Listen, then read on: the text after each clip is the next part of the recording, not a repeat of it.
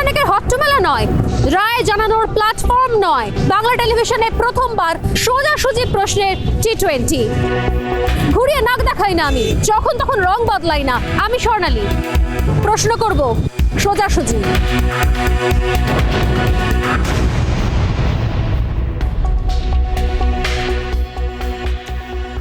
2002 সাল, আজ থেকে প্রায় 20 বছর আগের ঘটনা।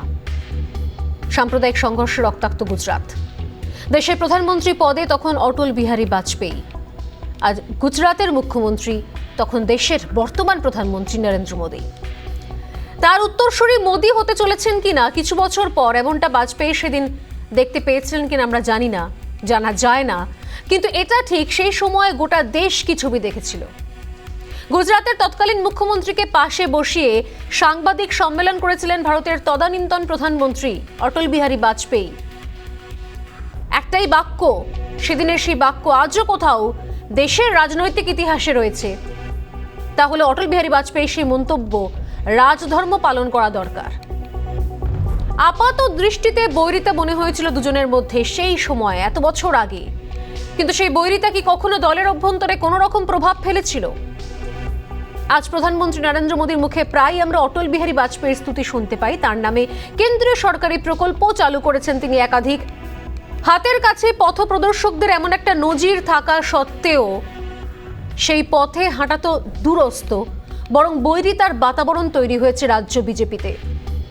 এই প্রথম নয়, এর আগে একাধিকবার কোথাও যেন গোটা দেশের বিজেপি থেকে কোথাও রাজ্য বিজেপি, পশ্চিমবঙ্গ, বাংলার বিজেপি বরাবর একটু অন্য রাস্তায় হাঁটে।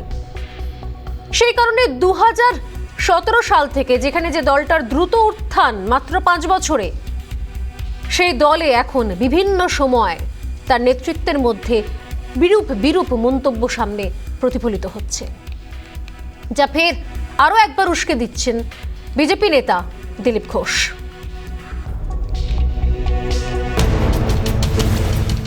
সুকান্ত মজুমদার তো একা নন, তিনি সবে দায়িত্ব পেয়েছেন, তার অভিজ্ঞতা কম।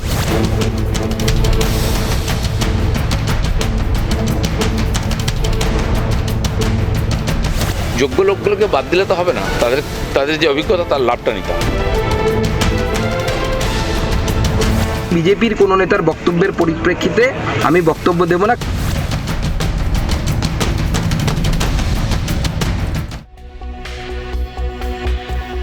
রাজ্য বিজেপি নেতৃত্বে ফের আরো একবার অনাস্থা জাহির করলেন দিলীপ ঘোষ, প্রাক্তন রাজ্য সভাপতি। শুধু প্রাক্তন রাজ্য সভাপতি বললেই কম বলা হয়, কারণ দিলীপ ঘোষ সেই ব্যক্তি যিনি রাজ্য বিজেপিকে কার্যত দিশা দেখিয়েছিলেন এক সময়। পাশাপাশি সুকান্ত মজুমদারকে দাঁড়ের কম অভিজ্ঞতা বলেও মন্তব্য করলেন দিলীপ ঘোষ। বিদলেন বর্ষিয়ার নেতা তথাগত রায়কেও। কি বলেছেন দিলীপ ঘোষ, প্রথমেই শুনি দিলীপ ঘোষের বক্তব্য। কোথাও একটা অভাব আছে, সেটা প্ল্যানিংয়ের অভাব আছে বা নেতাদের মনোবলের অভাব আছে। কর্মীরা চেয়ে আছেন, কেউ পার্টি ছেড়ে যায়নি। কিছু এসেছিল ঝড়েতে, তা ঝড়েতেই চলে গেছে। যারা 19 সাল পর্যন্ত পার্টিকে দাঁড় করিয়েছেন, প্রত্যেকটি কর্মী বাড়িতে বসে আছেন, মনের দুঃখে আছে। তারা চান, তারা এই অন্যায়ের বিরুদ্ধে লড়াই করেছেন, তারা নিজের জীবনযাত্রাকে পাল্টে দিয়েছেন। কয়েক ঘন্টা সময় দিতেন পার্টির জন্য, আজকে তাদের কাছে কাজ নেই। যারা নেতৃত্ব আছেন তারা এখন পার্টির সাংগঠনিক কাজ নিয়ে ব্যস্ত আছেন। আমার মনে হয় খুব তাড়াতাড়ি সেটা শেষ হবে এবং আমরা আবার রাস্তায় নামব। সুকান্ত মজুমদার তো একা নন, তিনি সবে দায়িত্ব পেয়েছেন, তার অভিজ্ঞতা কম আছে। কিন্তু পার্টি এই গত কত বছর ধরে লড়াই করেছে, তার মধ্যে বহু যোগ্য ব্যক্তি আছেন। তাদেরকে কাজে লাগানো, যারা এত বড় আন্দোলন সংগঠিত করেছেন, নেতৃত্ব দিয়েছেন, গ্রামে গ্রামে গিয়ে লোককে জুটিয়েছেন, যাদেরকে বিশ্বাস করে লোকেরা রাস্তায় নেমেছে, সেই লোকগুলোকে গুরুত্ব দেওয়া উচিত। তো নেতৃত্বের পরিবর্তন হতেই থাকবে, আমাদের সংবিধান অনুযায়ী হয়, পার্টির সিস্টেম অনুযায়ী নতুন নেতৃত্ব আসবে। তাই তো পার্টিটা বেঁচে আছে, বাকি পার্টিগুলো উঠে যাচ্ছে। কিন্তু যোগ্য লোকগুলোকে বাদ দিলে তো হবে না, তাদের যে অভিজ্ঞতা তার লাভটা নিতে। যারা লোকের পায়ে ধরে চাকরি পেয়েছেন, যারা পার্টি অফিসটাকে পানশালা বানিয়েছিলেন, মৌজ মস্তি ফুর্তি ছাড়া কিছু করেননি, যারা বিরোধী পার্টির থেকে, সিপিএম থেকে, টিএমসি থেকে সব সুবিধা নিয়েছে, মানে সুপারি নিয়েছিলেন যাতে বিজেপি কোনোদিন 4%-এর উপরে বেশি না যায়, সেই সব আহম্মকদের কথা কে শোনে? বয়সের একটা দোষ আছে, তো 72 হয়ে গেলে তখন মাথা ঠিক থাকে না। স্পষ্টতই দিলীপ ঘোষ বেশ কিছু জায়গায় ক্ষোভ উগরে দিয়েছেন। দীর্ঘদিন ধরে বেশ কিছু ছবি প্রত্যক্ষ করার পর বারবার দিলীপ ঘোষের নানান মন্তব্যে অস্বস্তি বেড়েছে রাজ্য বিজেপিতে। পাল্টা এই বক্তব্য ওই দিকটাও দেখতে পাওয়া গিয়েছে। কিছুদিন আগেই সংবাদ মাধ্যমে মন্তব্য নিয়ে রাজ্য বিজেপি কড়া বিধিনিষেধ আরোপ করেছিল, কিন্তু তা মানা হচ্ছে কোথায়? যদিও বর্তমানে দিলীপ ঘোষ রাজ্যের দায়িত্বে নেই, তিনি দলের সর্বভারতীয় সহসভাপতি। দিলীপের মন্তব্যে প্রতিক্রিয়া এড়িয়ে গিয়েছেন সুকান্ত। ঘোষিত নীতি বিজেপির কোনো নেতার বক্তব্যের পরিপ্রেক্ষিতে আমি বক্তব্য দেব না, কারণ বিজেপির নেতারা প্রত্যেকেই খুব যথেষ্ট প্রতিভাবান এবং প্রত্যেকেই সিনিয়র এবং প্রত্যেকেই যথেষ্ট অভিজ্ঞতা সম্পন্ন। দিলীপ ঘোষ সেদিন দাবি করেছেন কার্যত মাঠেই নেই রাজ্য বিজেপি। তিনিও বলেছেন যে 2019 পর্যন্ত যারা দিনরাত এক করে কোথাও দলকে সময় দিয়েছিলেন তারা আজ মনের দুঃখে কষ্টে নিজেদেরকে বন্দী করে রেখেছেন ঘরের মধ্যে। দিলীপের এই দাবি কি খুব অমূলক? অভিজিৎ হত্যাকাণ্ডের কথাই ধরুন। গত বিধানসভা ভোট পরবর্তী হিংসায় নিহত হয়েছিলেন বেলেঘাটার বিজেপি কর্মী অভিজিৎ ঘোষ। তার মৃত্যুতে তোলপাড় হয়েছিল সর্বত্র, কিন্তু এর বিরুদ্ধে সাংবাদিক সম্মেলনে প্রতিবাদ জানানো ছাড়া তেমন জোরালো আন্দোলন কি আদৌ গড়ে তুলতে পেরেছে রাজ্য বিজেপি? এর পাশাপাশি ঘরছাড়াদের কথা তো রয়েইছে। সেই বিধানসভা ভোটের পর থেকে এখনো হাজার হাজার বিজেপি কর্মী সমর্থকেরা ঘরছাড়া। ফেরাতে পেরেছেন কি বিজেপির রাজ্য নেতৃত্ব? পাশে দাঁড়াতে পেরেছেন কি? তারা ঘরে ফিরতে পারেনি। এই ইস্যুতে কতবার পথে নেমেছে রাজ্য বিজেপি? পথে নামা শুধু নয়, তাদের ঘরে ফেরানোর জন্য কি ব্যবস্থা নেওয়া হয়েছে? নাকি আদালতের দরজায় কড়া নাড়া মানেই দায়িত্ব শেষ ধরে নিয়েছে রাজ্য বিজেপি? শেষ পর্যন্ত আদালত সাড়া দিয়েছে, কিন্তু সব সমাধান কি আদালতের থেকেই আসবে? দিলীপ ঘোষ যে কথাগুলো বলেছেন সেগুলো তেতো হলেও কি সত্যি নয়? সাম্প্রতিক আরো একটা বিষয় সামনে চলে এসেছে, দেউচা পাচামি প্রসঙ্গে আসা যাক। দেউচা নিয়ে রাজ্য বিজেপি নেতৃত্বের অবস্থানটা ঠিক কি সেটাই স্পষ্ট নয়। বিজেপির কোনো নেতা বলছেন দেউচায় শিল্পের বিরোধী নন তারা, আবার শুভেন্দু অধিকারী গতকাল গিয়ে বললেন দেউচা ক্লোজড চ্যাপ্টার। তাহলে দেউচায় প্রস্তাবিত কয়লা প্রকল্প নিয়ে রাজ্য বিজেপির অবস্থানটা কি সেটা পুরোপুরি অস্পষ্ট। তাহলে কি সত্যি রাজ্য নেতৃত্ব দিলীপের ক্ষোভ প্রকাশ রাজ্য নেতৃত্বকে নিয়ে সেটা সত্যি তার কোনো একটা যৌক্তিকতা রয়েছে? এবং আসলে দিলীপ ঘোষ যে বিষয়গুলো বলতে চাইছেন সেটা কি রাজ্য নেতৃত্বের একাংশ বুঝতে চাইছেন না? আসল সত্যিটা কি? রাজ্যে এই মুহূর্তে বিরোধী স্বর দরকার। মানুষ মরছে, মানুষ নির্যাতিত হচ্ছে, মানুষকে মারছে, চূড়ান্ত আইন শৃঙ্খলার অবনতি। এই জায়গায় দাঁড়িয়ে রাজ্যের বিরোধী স্বর কোথায়?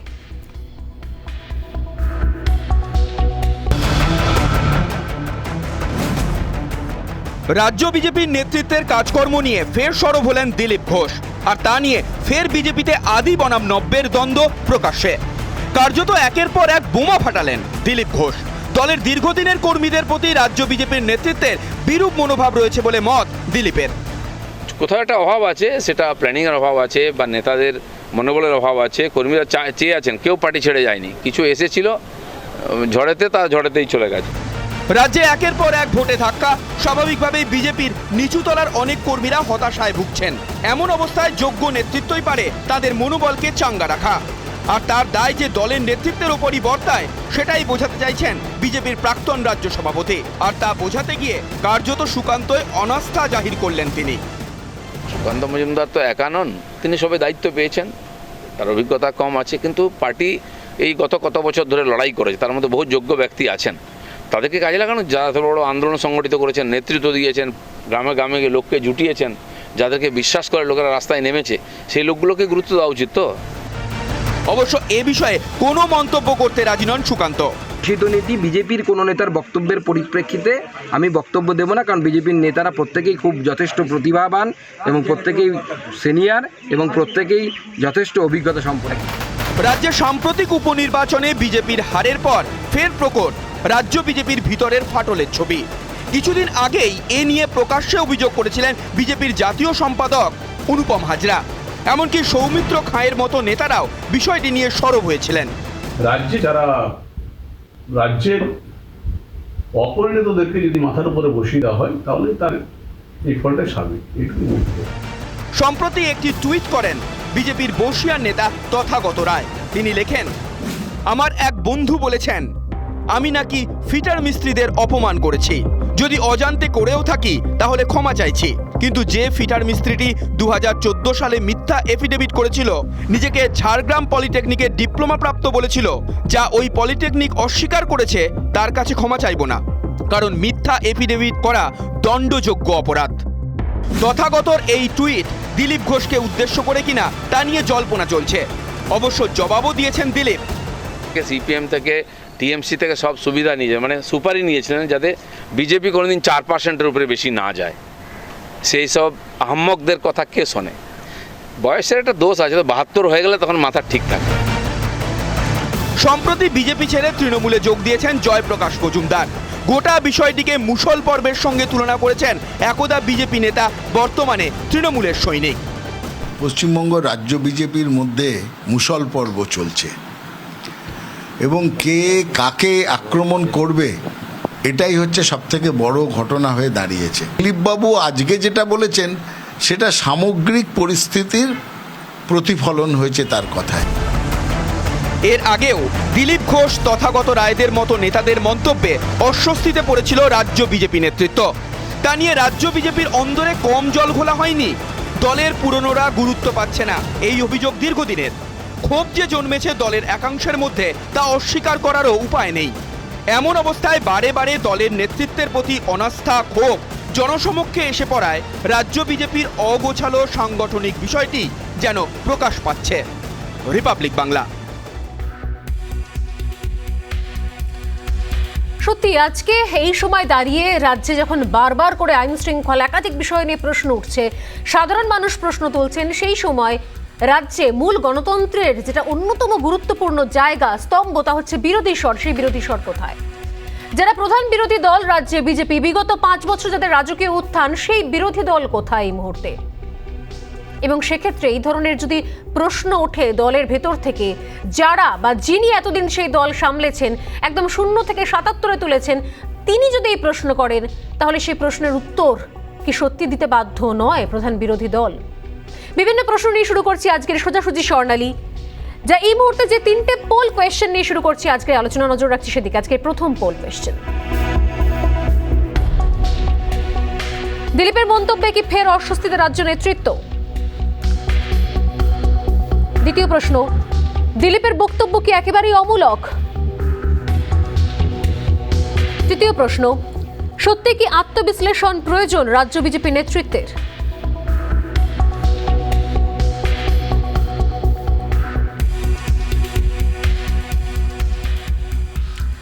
এই মুহূর্তে আমাদের সঙ্গে যারা রয়েছেন সরাসরি সোজাসুজি স্বর্ণালীতে, রয়েছেন কেয়া ঘোষ, বিজেপি মুখপাত্র, রয়েছেন জাতীয় সম্পাদক অনুপম হাজরা, বিজেপি নেতা, এবং রয়েছেন তৃণমূল কংগ্রেস মুখপাত্র জয়প্রকাশ মজুমদার। তিনজনকেই স্বাগত রিপাবলিক বাংলা এবং আমার সোজাসুজি স্বর্ণালীতে। আমি প্রথমেই আসি অনুপম, আপনাকে দিয়ে শুরু করি, কারণ আপনিও সাম্প্রতিক সময় এমন কিছু মন্তব্য করেছেন, এমন কিছু মন্তব্য আপনার সামনে এসেছে সোশ্যাল মিডিয়াতেও, যেখান থেকে এই বিষয়টা সামনে আসে, এবং দিলীপ ঘোষ কোথাও আপনাকে সমর্থন জানিয়েছিলেন।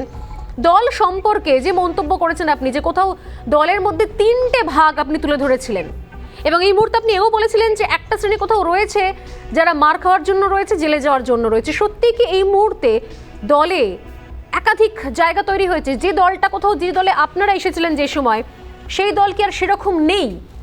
বিরোধী স্বর সত্যি কি প্রশ্ন তোলার জায়গায় নেই আর? অনুপম, দেখুন, আপনাকে মানে আমি আমার ফেসবুক লাইভে আগেও বলেছি যে বঙ্গ বিজেপির সব থেকে বড় যেটা প্রবলেম সেটা হচ্ছে আত্মবিশ্লেষণে ভয় পাওয়া।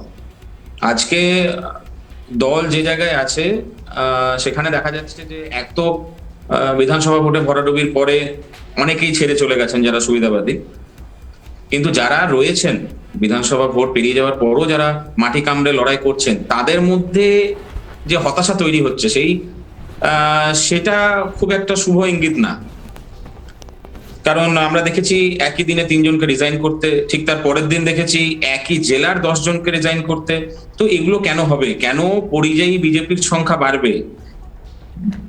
মোদিজিকে ভালোবাসেন সবাই, মোদিজিকে আমরা মানে বিজেপিটা যারা করি তারা কিন্তু রাজ্যে কোনো নেতাকে দেখে, নেতার মুখ দেখে বিজেপি করেন না, তারা কিন্তু মোদিজির মুখটা দেখেই বিজেপিটা করেন। তো যেখানে আবেগ জড়িয়ে আছে দলটার সঙ্গে, যেখানে মোদিজির সঙ্গে আবেগ জড়িয়ে আছে, আর সর্বোপরি বাঙালির দ্বারা প্রতিষ্ঠিত একটা দল, যে যারা বাংলা মানে যাদেরকে মানে যেটাকে আমরা বাংলাতেই প্রতিষ্ঠিত করতে পারলাম না, সেটা তো আমাদের একটা আক্ষেপের জায়গা। তো আমাদের তো এখন উচিত যে সেই আক্ষেপটাকে যত তাড়াতাড়ি রিকভার করে আমরা সংঘবদ্ধভাবে লড়াই করতে পারি, সেই পরিস্থিতি তৈরি করা। তো কেন বারবার এরকম হবে যে বিজেপি সবাই করতে চায় কিন্তু বাংলার বাইরে করতে চায়? আর আমি ভুক্তভোগী না, আপনি অন্যান্য বেশ কয়েকজন নেতা, কিছু সাংসদও আছেন যারা একবার দিল্লি এলে আর কলকাতায় ফিরতে চান না, বা যারা একবার কোনো অন্য রাজ্যের নির্বাচনের দায়িত্ব পেলে তারা আর রাজ্যে ফিরতে চান না। কেন হবে এই মানসিকতা? কেন হবে? তার মানে কোথাও একটা কাজ করার পরিবেশ ঠিকঠাক নেই, কোথাও একটা মানে কাজ করার পরিবেশে মানে আনইজি ফিল করছেন মানুষজন। কেউ না বলে চুপচাপ আছেন, গুড বয় সাচ্ছেন, আবার কেউ কেউ বলে খারাপ হচ্ছেন। এটাই হচ্ছে।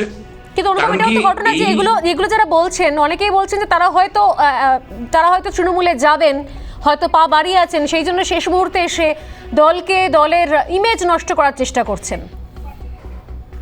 এই সমস্ত ফালতু এক কথায় ডিফেন্স রেখে তো লাভ নেই সামনে, কারণ বেসিক্যালি আমরা যারাই মুখ খুলেছি না কেন তারা বিজেপি দলটাকে প্রচন্ড ভালোবাসে, এবং বিজেপি অন্তত বাকিদের গ্যারেন্টি দেবো না, আমার অন্তত বিজেপি ছাড়ার কোনো মানে ইচ্ছা বা কোনো অভিপ্রায় নেই।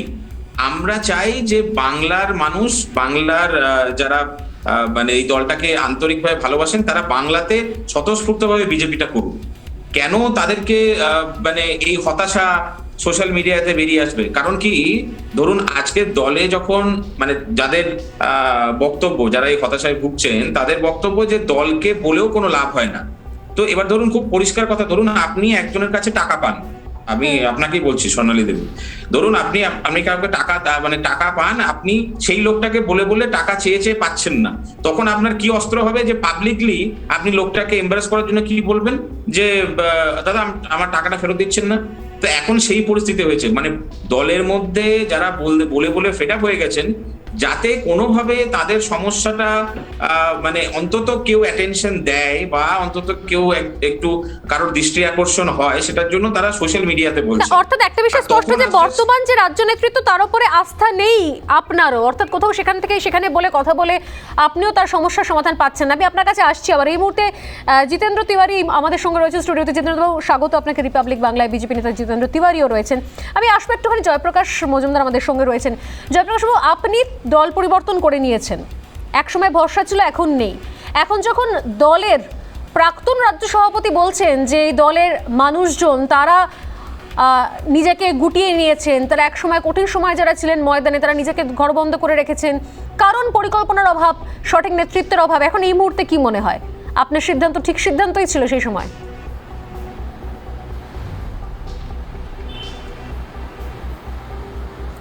না, আমার প্রশ্নটা তো এখান থেকে নয়। আপনি বলছেন সিদ্ধান্ত ঠিক বেঠিক, নিশ্চয়ই সিদ্ধান্ত ঠিক ছিল, কিন্তু যে বিষয় নিয়ে আলোচনা হচ্ছে সে বিষয়টা হচ্ছে যে দেখুন, আমি এই ঘটনাগুলো জানি। গত 2019-এর নির্বাচনে 18টি সিট জেতার পর থেকেই বিজেপির স্খলন শুরু হয়।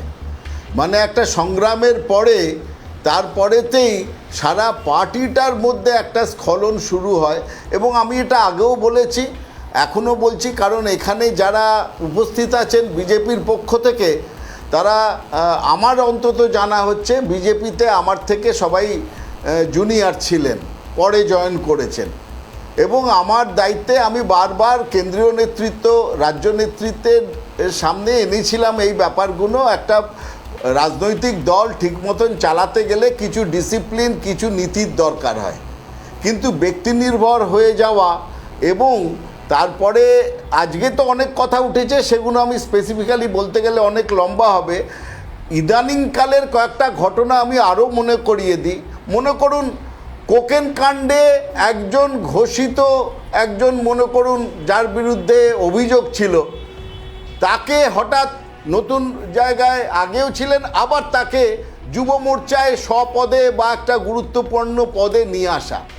তথাগত রায়ের বক্তব্য যে কামিনী কাঞ্চন যোগাযোগ, আর কামিনী কাঞ্চন যোগাযোগ তথাগত রায় বলছেন, সেটা বিজেপি তাকে কোনোদিন কাউন্টারও করলো না, কিছু বললো না। তার মানে নীরবতাই সম্মতির না না, লক্ষণ। বিভিন্ন তারা সময় মেনে বিভিন্ন নিল। সময় বিভিন্ন আর সময় তো মন্তব্য করা হয়েছে আজকে জয়প্রকাশ বাবু। দিলীপ ঘোষ- আপনি তো দল ছেড়ে বেরিয়ে বলছেন এই কথাটা, অনেকে তো দলে থেকেও এখনো পর্যন্ত রয়েছেন, তারা এখনো পর্যন্ত বলছেন যে, এবং দিলীপ ঘোষের মন্তব্য আপনি বলছেন, দিলীপ বাবু কিন্তু বলেছেন যে এখন অনেক জায়গা রয়েছে, সবাইকে এক জায়গায় এসে কাজ করতে হবে এবং নিঃসন্দেহে। আর কে আর কাছে আসবো, কে অনেকক্ষণ ধরে হাত তুলছেন, কে আর বক্তব্য শুনি, কে না, প্রথম কথা, খুব তিনটে স্পষ্ট কথা বলে দিই স্বর্ণালী আপনাকে। প্রথম, অবশ্যই অনেকদিন বাদে আপনাকে ইউক্রেন বিধ্বস্ত যুদ্ধক্ষেত্র থেকে রিপাবলিকের স্টুডিও দেখে খুব ভালো লাগছে। খুব ভালো কাভারেজ করেছিলেন, তার জন্য অভিনন্দন। অনেক ধন্যবাদ। এবার আমি আসি আমার বক্তব্যে।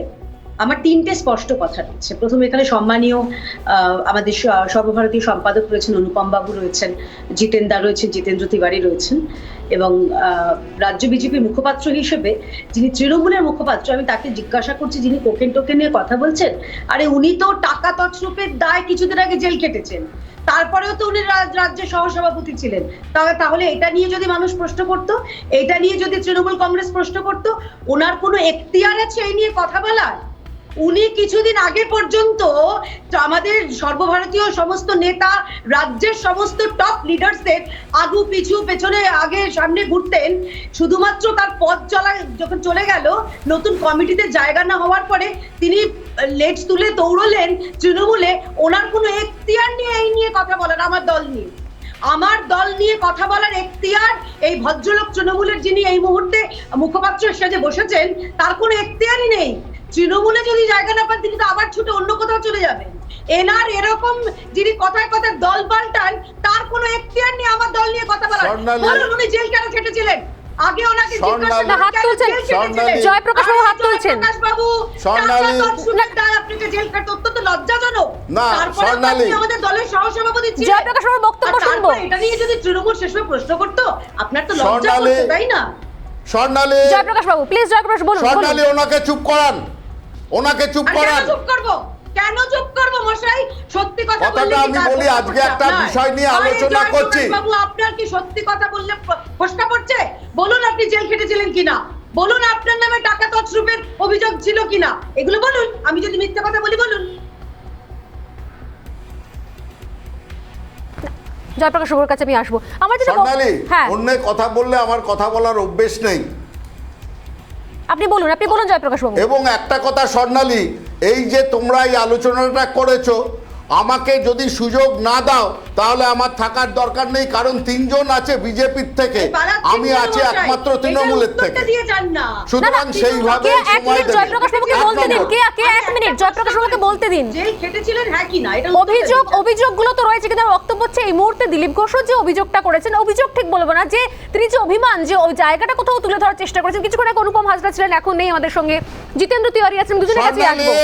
হ্যাঁ স্বর্ণালী, বলুন জয়প্রকাশ বাবু।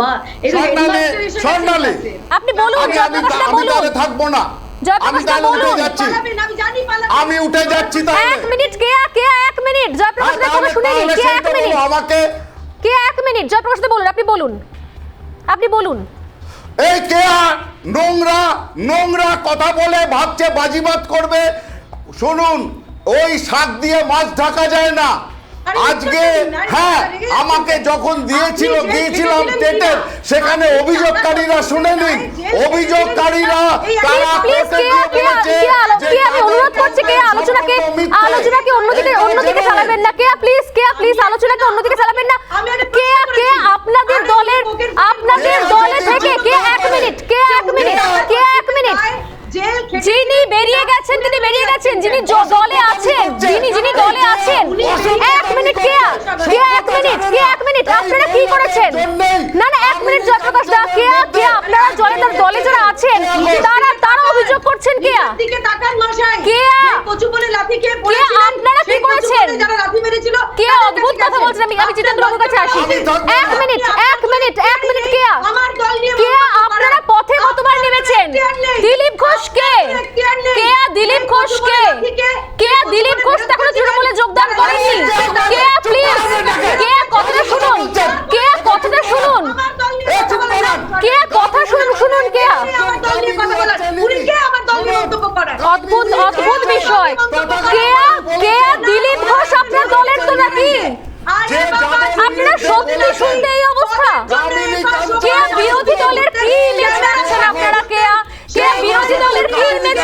করছেন? দিলীপ ঘোষ তো আপনার দলের, দিলীপ ঘোষ তো তৃণমূলের নন।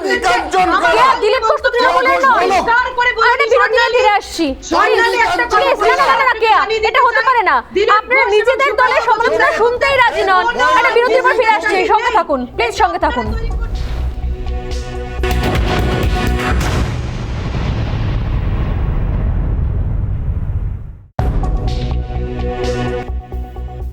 ফিরলাম বিরতির পর। যে জায়গা থেকে আমরা আলোচনা করছিলাম, আমি আবারও ফিরবো, কিন্তু আমার একটাই অনুরোধ যে এখানে যেখানে একটা গুরুত্বপূর্ণ বিষয় নিয়ে আলোচনা হচ্ছে সেখানে দয়া করে ব্যক্তিগত আক্রমণ করে আলোচনাটা নষ্ট করবেন না। প্রত্যেকের কাছে আমার অনুরোধ, এটা ব্যক্তিগত আক্রমণের জায়গা নয়। যদি যুক্তি দিয়ে কোনো বিষয় বলতে চান, নিঃসন্দেহে আপনাদের স্বাগত।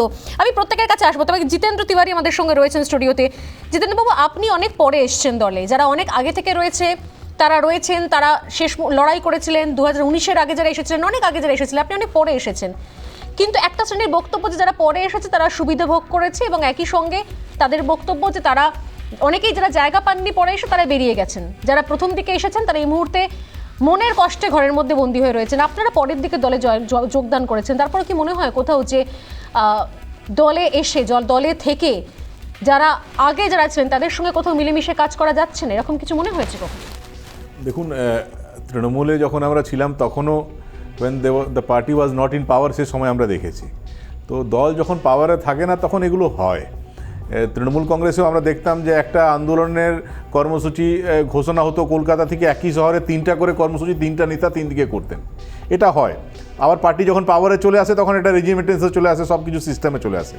তো বিজেপি এখন ক্ষমতায় নেই, ন্যাচারালি একটু স্বাধীনতা থাকে, মানুষ নিজের মতো করে একটা কথা বলছেন, মানুষের কথা বলার অধিকারও দল দিয়েছে নিশ্চয়ই, তাই মানুষ কথা বলছেন। এই জয়প্রকাশ দা যে অ্যাটিটিউড আজ আর বাংলার ক্যামেরার সামনে দেখালেন, এই অ্যাটিটিউড যদি উনি তৃণমূল কংগ্রেসের আজকে দেখান তাহলে তো দল ওনাকে রাখবে না। তো আমার সুপরামর্শ হলো যে এই অ্যাটিটিউড আর বাংলাটা ঠিক আছে, বা বিজেপিতে আপনি ছিলেন, আপনার এই অ্যাটিটিউড ছিল, ছেড়ে চলে যাব, ঠিক আছে, কিন্তু এটা তৃণমূলে দয়া করে দেখাবেন, নাহলে পরে মুশকিল হয়ে যাবে, আর কোথায় যাবেন, কংগ্রেস তো শেষ। তো এটা হয়। এবং আমি বলছি যে বিজেপিতে ডেমোক্রেসি আছে, মানুষের কথা বলার অধিকার আছে, তাই আমরা সবাই সব কথা বলতে পারছি। আজ থেকে 10 বছর আগে সোশ্যাল মিডিয়া ছিল না, মিডিয়া এত অ্যাক্টিভ ছিল না, সব কথা সামনে আসতো না, নিজেদের মধ্যে আলাপ আলোচনা হতো, নিজেদের মধ্যে লড়াই হতো, মনোমালিন্য হতো, কেউ জানতে পারতো না। এখন মিডিয়া অ্যাক্টিভ, তাই সব কিছু জানতে পারছে। এটাতে খারাপ কিছু না, মনের কথা মনের মধ্যে রেখে দেওয়াচ্ছে, তার বহিঃপ্রকাশ হচ্ছে, মানুষ জানতে পারছে। এমন কিছু আপনি তৃণমূলেরও সেই সময় দেখেছেন যখন তৃণমূল ক্ষমতায় ছিল না, অতএব ক্ষমতায় যখন দল থাকে না তখন এরকম হতে পারে, এতে এতটাই উতলা হওয়ার কিছু নেই। বিরোধী দল হিসেবে, বিরোধী শক্তি হিসেবে সেখানে এগুলো স্বাভাবিক, এগুলো নিয়ে বাড়তি আশঙ্কার সেরকম কোনো জায়গা নেই। 100 বার এটাই আমি বলতে চেয়েছি। আমি আসবো জয়প্রকাশ বাবুর কাছে, আসবো, আমি আলোচনা শেষ হবে, তবে তার আগে জয়প্রকাশ দার কাছে আসছি। জয়প্রকাশ দা, একদিকে কেয়া, অন্যদিকে জিতেন্দ্র তিওয়ারির যে বক্তব্য যে সত্যি দলে থেকে দলের সমালোচনা করা এবং সেখান থেকে কোথাও বীতশ্রদ্ধ হয়ে বেরিয়ে গিয়ে অন্য দল জয়েন করে যুক্ত হয়ে তারপর পুরনো দলের সমালোচনার মধ্যে অনেকটা পার্থক্য, কি বলবেন জয়প্রকাশ বাবু?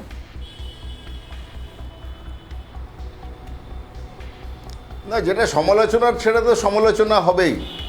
দেখুন, আজকে সবথেকে বড় কথা, 2 দিন আগে আমরা যেটা শুনলাম আপনারা দেখিয়েছেন, বিজেপির রাজ্য সভাপতি একটা সাংবাদিক সম্মেলন থেকে বললেন যে দলের মধ্যে সব কথা হবে, দলের বাইরে কেউ কথা বলবে না। তার 2 দিন পরেই দিলীপ ঘোষ আজকে যে বোমা ফাটালেন সেটা তো দলের মধ্যে করলেন না, দলের বাইরে করলেন। তারপরে আবার সুকান্ত মজুমদার বলছেন ঘোষিত নীতি যে রাজ্য বিজেপির নেতাদের কোনো কথার বিষয়ে বক্তব্য রাখবো না, এগুলো সব পরস্পর বিরোধী। আর আরও কয়েকটা কথা আপনারা খেয়াল করে দেখুন, দিলীপবাবু তথাগত রায়কে আহাম্মক বলছেন, আর তথাগত রায় দিলীপবাবুকে অনেক কথার সঙ্গে সঙ্গে বলছেন যে এই পার্টিটা কামিনী কাঞ্চনে ভরে গেছে, এটা বলছেন, তার প্রতিবাদ হয়নি। আর আরেকজন যিনি একটু আগে বলছিলেন, তিনি সদ্য একটা নির্বাচনে তার জামানত হারিয়েছেন, তার উষ্মার কারণটা আমি বুঝতে পারি, কিন্তু একটা কথা মাথায় রাখা দরকার যে আজকে পদে পদে জনসাধারণ থেকে যখন যে পার্টিটা সরে যাচ্ছে তাদের কিন্তু অ্যাক্টিভিটি 3 কিলোমিটারের মধ্যে সীমাবদ্ধ, 3 কিলোমিটার ব্যাসার্ধ, হয় রাজভবন, নয় হাইকোর্ট, নয় পার্টি অফিস, এই 3 কিলোমিটারের মধ্যেই একটা পলিটিক্যাল পার্টি, তারা নাকি এখন বিরোধী দল, তাদের আছে। আর তারা নিজেদের মধ্যে যে বাক্য বিনিময় করছেন, আজকে দিলীপ ঘোষ বলেছেন, আপনারা জিজ্ঞেস করবেন এদের যে 72-এ মাথা খারাপ হয়ে যায় তথাগত বাবু সম্বন্ধে 72-এ আজকে আবার একটা শুনে নিন। তাহলে মোদি সাহেবের বয়স কত? দিলীপ বাবু যদি বলেন 72 বয়স বলে তথাগত বাবুর মাথা খারাপ, তাহলে মোদি সাহেবের বয়স কত? এই বিজেপির ভেতরকার অসুবিধে, ইন্টারনাল প্রবলেম, সেইটাই এটা।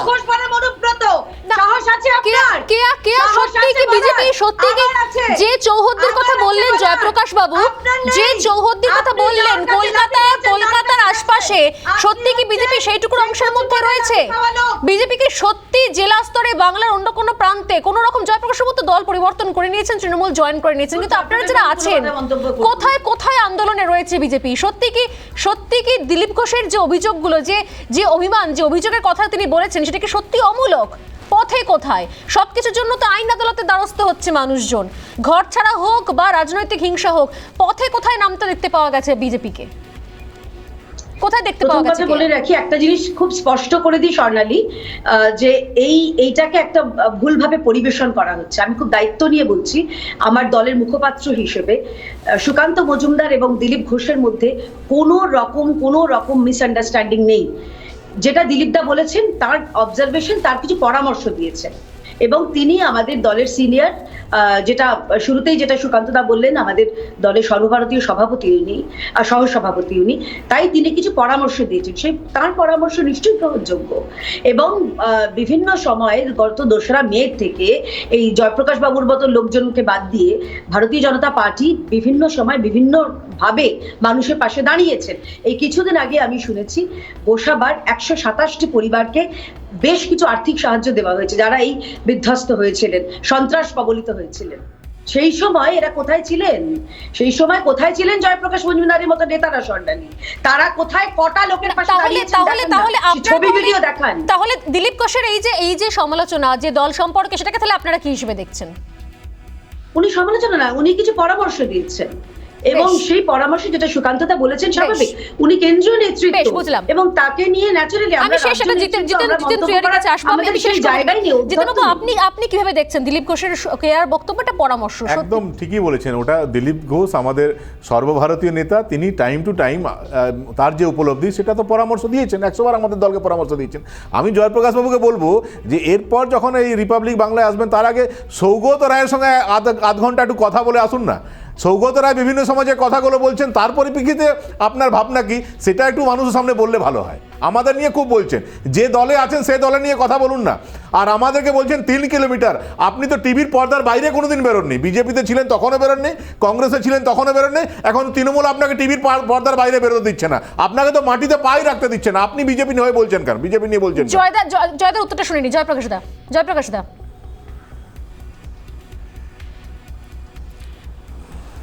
না, আমি মনে করছি যে কয়েকদিন আগে জিতেন বাবুর টুইট, যে লক্ষ্মীর ভান্ডার, কন্যাশ্রী ইত্যাদি মানুষের মনে প্রভাব ফেলেছে, আর সেই কারণে তিনি নিজের ওয়ার্ডটাও হেরেছেন। ঠিক, আমিও যা বলছি ওপেনলি বলছে। হ্যাঁ, বলতে দিন। আমিও যা বলছি ওপেনলি বলছি, যে আপনি ওপেনলি বলেছেন, এবং সেই কারণটা আপনি বলেছেন, যে ওই কারণে আপনি নিজের ওয়ার্ড, নিজের জায়গাতেও হেরেছেন আসানসোলে। দেখুন জিতেন বাবু, পলিটিক্যাল পার্টির প্রধান উদ্দেশ্য হচ্ছে মানুষের ভোটে জিতে আসা, আপনার কাছে ভুল তথ্য থাকছে। আচ্ছা, তথ্য ভুল থাকছে আপনার কাছে। আচ্ছা, ঠিক আছে। আসানসোলে আপনারা 3 লক্ষ ভোটে জিতেছেন, আসানসোলে 3 লক্ষ ভোটে আপনারা জিতেছেন। আরে শুনুন, যেভাবে আপনারা ভোট করেছেন, যেভাবে ভোট, 3 লক্ষ কেন? আপনি তো গিনিস বুক অফ রেকর্ডে আপনার নাম তুলবেন। আপনি তো 20 লক্ষ ভোটে জেতা উচিত, যেভাবে ভোট করছেন আপনারা। উনি তো ভোট করেননি, যদি ভোটই না দিতে দেন, উনি ভোটের রেজাল্টের পর দল পরিবর্তন করেছেন, উনি তো ভোট করেননি। ভোটের সময় উনি আপনাদের দলে ছিলেন, বুকে আপনাদের নাম ওঠা উচিত। আপনি এত ভালো কাজ পরিবর্তন করেছেন, এত ভালো কাজ করেছেন আপনারা। আমাকে স্বর্ণালী, একটা পলিটিক্যাল পার্টির উদ্দেশ্য হচ্ছে ডেমোক্রেটিক্যালি একটা ভোট নিয়ে ক্ষমতায় ডেমোক্রেসির আসার কথা চেষ্টা আপনাদের মুখে করে। মানায় না। আজকে- ডেমোক্রেসির কথা আজকে আপনাদের মুখে মানায় না। BJP আর সব যেখানে ডেমোক্রেসি আপনাদের মুখে 40% মানায় না। ভোট ছিল, আপনারা জানেন না ডেমোক্রেসি বলতে কি বোঝায়, সেটা আপনারা জানেনই না। ডেমোক্রেসি আপনাদের মুখে মানায় না। এইসব অবান্তর কথাবার্তা বলছেন আপনি। আমাদের সময় একদমই শেষ। আমি এই জায়গাটা নিয়ে যেটা সত্যি এইটা শুরু কি হচ্ছে স্বর্ণালী কি এটা কি কেউ কথা বলতে পারবো না আমরা? এই বিজেপির তাণ্ডব আজকে তোমার এখানে দেখা গেল, বিজেপির দল বেঁধে না না জয়প্রকাশ বাবু, আপনি একা কথা বলেছেন, এই সব অনেক কথা বলেছেন অনেকবার কথা আমি প্রত্যেককে ইলেকশনে হারছে তো, আজকে বলুন না বেশ। কোন ইলেকশনে জিতলো, মানুষের সঙ্গে নেই, মানুষ পরিত্যাগ করেছে, সেইটা মানতে পারছে না। আজকে বেশ জিতেন বেশ বেশ মানুষ পরিত্যাগ করেছে বলে আপনিও দল পরিত্যাগ করেছেন। আপাতত প্রত্যেককে ধন্যবাদ জানাচ্ছি আমি। না কেয়া প্লিজ, সময় একদম নেই। কেয়া, জিতেন তিওয়ারি এবং জয়প্রকাশ মজুমদারকে ধন্যবাদ জানাই, কারণ এই মুহূর্তে আমাদের সঙ্গে রয়েছেন দিলীপ ঘোষ, বিজেপির সর্বভারতীয় সহসভাপতি এই মুহূর্তে রয়েছেন আমাদের সঙ্গে। দিলীপ দা, স্বাগত আপনাকে রিপাবলিক বাংলা এবং সোজাসুজি স্বর্ণালীতে। আমার আপনার কাছে সরাসরি প্রশ্ন, যে বিষয়গুলো নিয়ে আমরা এতক্ষণ আলোচনা করছিলাম, যে আপনার এই মন্তব্যটা কি কোথাও দলের সমালোচনা, দলের জন্য পরামর্শ, নাকি কোথাও আক্ষেপ, অভিমান, কি হিসেবে ধরবো? আমাদের যেসব লক্ষ লক্ষ কর্মী গত কয়েক বছর ধরে লড়াই করে করে পার্টিকে দাঁড় করিয়েছেন, তারা যে কোনো কারণে হোক গত এক বছর ধরে পার্টির কাজের সঙ্গে যুক্ত হচ্ছেন না। তার মধ্যে 6 মাস ধরে আমরা প্রতি মাসে হয় উপনির্বাচন, না হয় কর্পোরেশন, মিউনিসিপ্যালিটি ইলেকশন লড়েছি, আর কোথাও আশানুরূপ ফল হয়নি। এই ফল না হওয়ার জন্য তাদের মনে হয়েছে যে পার্টিটা বোধহয় শেষ হয়ে যাচ্ছে, আর বিরোধীরা সুযোগ নিচ্ছেন, মিডিয়া এটা নিয়ে সুযোগ নিয়ে করছে, কারণ আমাদের এই উত্থানটা অনেক হজম করতে পারেনি। তো যে কার্যকর্তারা, কর্মীরা বছরের পর বছর হাতে প্রাণ নিয়ে, খাওয়া দাওয়া ছেড়ে, বাড়িঘর ছেড়ে, অত্যাচার সহ্য করে, কেস খেয়ে এই পার্টিকে দাঁড় করিয়েছেন, এই পরিস্থিতিতে তারা খুব মনে কষ্টে আছেন। আর পার্টির সিস্টেম অনুযায়ী আমাদের এই সাংগঠনিক যে পরিবর্তন শুরু হয়েছে সেপ্টেম্বর থেকে, সেটা এখনও শেষ হয়নি। তার মাঝখানে আমরা নির্বাচন লড়লাম, ফলে নির্বাচন আশানুরূপ ফলও হয়নি। এই পরিস্থিতিতে কার্যকর্তারা হতাশ হচ্ছেন, এবং হতাশাটা এক একজন এসে আপনাদের সামনে বলছেন, রাস্তায় বলছেন, যেটা পার্টির পক্ষে আরও খারাপ হচ্ছে। সেই জন্য আমি আগে আমাদের নেতাদের বলেছি, এটা কি মনে হয় না আপনার আমি তুলে ধরি, একটা কথা বলি আমি, এটা কি মনে হয় না আপনার যে মিডিয়ার মাধ্যমে উত্তর দেওয়ার চেষ্টা করেছি? পার্টির যারা শীর্ষ নেতৃত্ব এবং পার্টির যারা একাংশ, যে কিছুক্ষণ আগে আপনি শুনছিলেন জয়প্রকাশ মজুমদার আমার সঙ্গে ছিলেন, তিনি বলছিলেন যে এই পার্টির এই অবস্থা বলে এই পার্টি বদল করে নিয়েছেন, তিনি তৃণমূল কংগ্রেসে চলে গেছেন, এবং এরকম প্রচুর নেতা তৃণমূল কংগ্রেসে আবার ফিরে আসছেন, যারা কিছু পাওয়ার জন্য হয়তো এসেছিলেন তারাও ফিরে যাচ্ছেন, যারা আগে এসেছিলেন তারাও ফিরে যাচ্ছেন। কোথাও কি মনে হচ্ছে যে পার্টির শীর্ষ নেতৃত্ব, যাদেরকে দেখে আপনাদের মতো নেতা, যাদেরকে দেখে কোথাও একসময় 2 থেকে 3 থেকে পার্টি আজকে 77-এ পৌঁছেছে, তাদের যদি প্রকাশ্যে ধরনের মন্তব্য থাকে, তাহলে পার্টির বাকি অংশের মানুষের, সাধারণ কর্মীদের মনোবল আরো ভেঙে যাবে?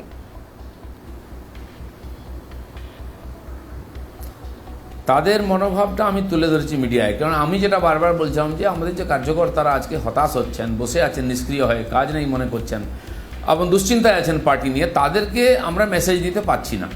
ম্যান টু ম্যান কন্ট্যাক্ট করা উচিত, কথা বলা উচিত, আর সেটা একজন দুজনের কাজ নয়। আমাদের সভাপতি, আমাদের সংগঠন মন্ত্রী, তারা সাংগঠনিক কাজে খুব ব্যস্ত আছেন, সুযোগ পেলে বাইরেও যাচ্ছে না, নির্বাচন লড়তে গিয়ে আমাদের সময় চলে যাচ্ছে। কিন্তু একাধিক পুরনো কার্যকর্তা আছেন যারা এদেরকে রাস্তায় নামিয়েছেন, বাড়ি থেকে ডেকে নিয়ে এসেছেন, তাদেরকে কাজে লাগানো উচিত, যাতে এদের ক্ষোভটা, হতাশাটা প্রশমিত হয়। আমার মনে হয় সেটা হতে পারছে না, তাই আমার মনে হয়েছে যেটা পার্টির বক্তব্য বা পরিস্থিতি, সেটা মিডিয়ার মাধ্যমে তাদের কাছে পৌঁছানো। সেটা পৌঁছেছে বলে আজকে চর্চা হচ্ছে, বাস্তবকে অস্বীকার করতে পারবে না।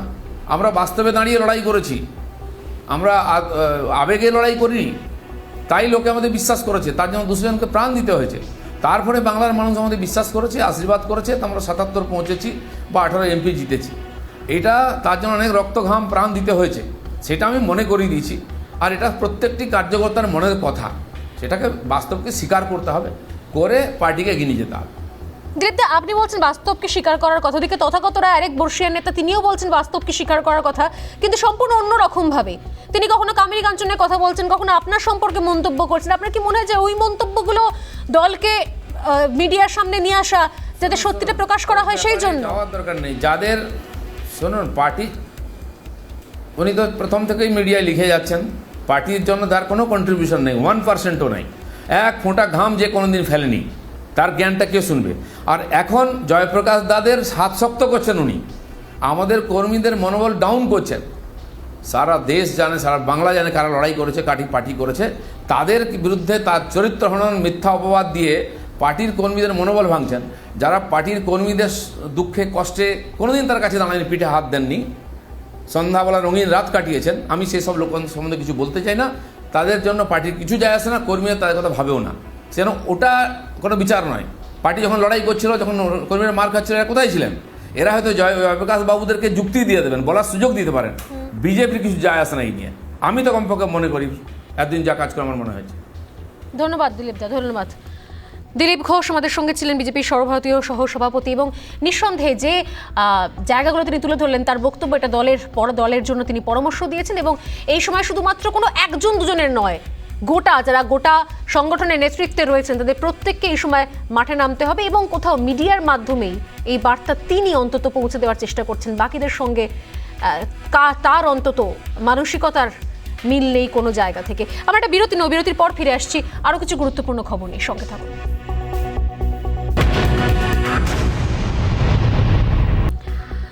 সোজাসুজি স্বর্ণালী আজ শেষ করছি এখানে, সঙ্গে থাকুন, দেখতে থাকুন রিপাবলিক বাংলা।